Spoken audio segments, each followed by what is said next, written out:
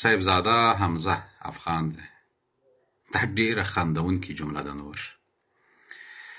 زه له ډېره وخته دې سړي ته متوجه وم، خو کار مې پرې نه درلوده. ویل صبر وګورو چې دی څه کوي.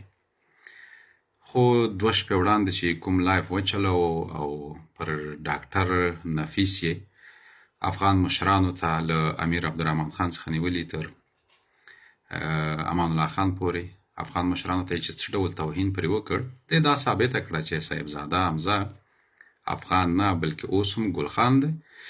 یوازې ځان یې داسې افغان کړی دی لکه یو وخت چې محمود خان اسکزی افغان و، لکه یو وخت چې جنرال حمیدګل هم ځان افغان مجاهدینو یا جنګیالیو ته ځان افغان معرفي کوه، لکه یو وخت چې ایوب خان هم ځان افغان معرفي کوه. کټ مټ همغسې.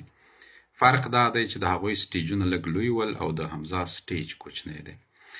بدبختي بیا دلته ده چې دی په لایف کې پر ډاکټر نفیس افغان مشران توهینوي او لاندې ورته خلک لیکي چې حمزه جانان. افغانان ورته دا لیکي، ګفټ ورته کوي.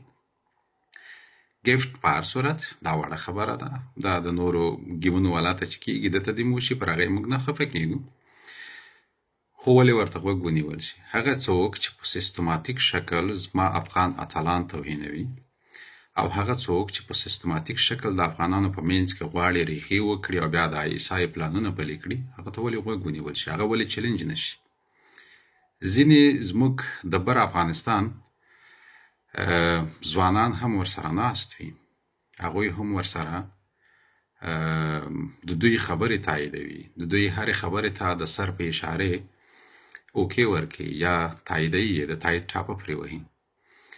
زه حیران دې ته پاتې یم کله چې پر همدغه خلکو پسې موږ راواخلو، بیا دا ځینې چکچکیان راولاړ شي زموږ په مقابل کې مودرېږي. د خدای نیکبخت. هغه د عباسین یوسفزي یو شعر دی چې د خدای لپاره پښتنو ځانونه وپېژنئ، ستاسو لپاره خو به ځان له پیغمبر نه راځي. نو تاسو ته نور پیغمبران نه راځي. مخکې له دې چې د عیسی د غړو په دام او لومه کې ولویږئ، غوره به دا وي چې ځانونه وپېژنئ او د عیسی خلک وپېژنئ. یو څوک چې د عیسی له ټوپکو سره یې انځورونه وي، یو څوک چې د پاکستان بیرغ یې پر پروفایل وي.